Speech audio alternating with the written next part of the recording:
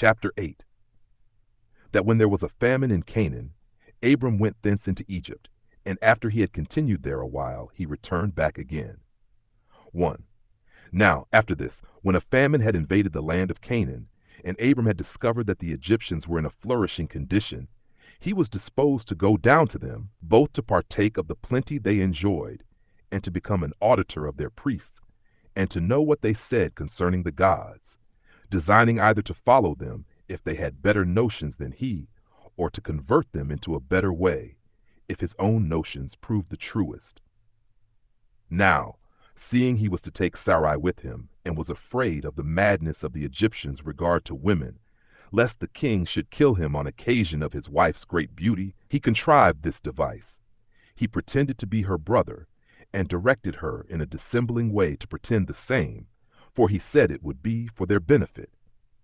Now, as soon as he came into Egypt, it happened to Abram as he supposed it would, for the fame of his wife's beauty was greatly talked of, for which reason Pharaoh, the king of Egypt, would not be satisfied with what was reported of her, but would needs see her himself, and was preparing to enjoy her. But God put a stop to his unjust inclinations by sending upon him a distemper and a sedition against his government. And when he inquired of the priests how he might be freed from these calamities, they told him that this his miserable condition was derived from the wrath of God, upon account of his inclinations to abuse the stranger's wife.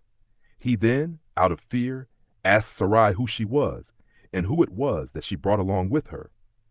And when he had found out the truth, he excused himself to Abram, that supposing the woman to be his sister, and not his wife, he set his affections on her, as desiring an affinity with him by marrying her, but not as incited by lust to abuse her. He also made him a large present in money, and gave him leave to enter into conversation with the most learned among the Egyptians, from which conversation his virtue and his reputation became more conspicuous than they had been before. 2. For whereas the Egyptians were formerly addicted to different customs, and despised one another's sacred and accustomed rites, and were very angry one with another on that account, Abram conferred with each of them, and, confuting the reasonings they made use of, every one for their own practices, demonstrated that such reasonings were vain and void of truth.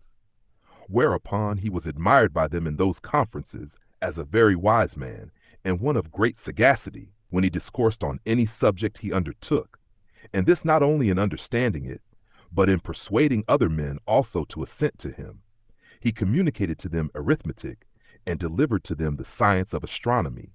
For before Abram came into Egypt, they were unacquainted with those parts of learning, for that science came from the Chaldeans into Egypt, and from thence to the Greeks also. 3.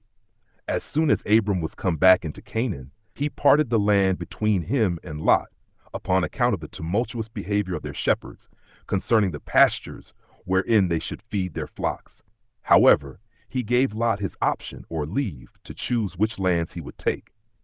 And he took himself what the other left, which were the lower grounds at the foot of the mountains. And he himself dwelt in Hebron, which is a city 7 years more ancient than Tunis of Egypt.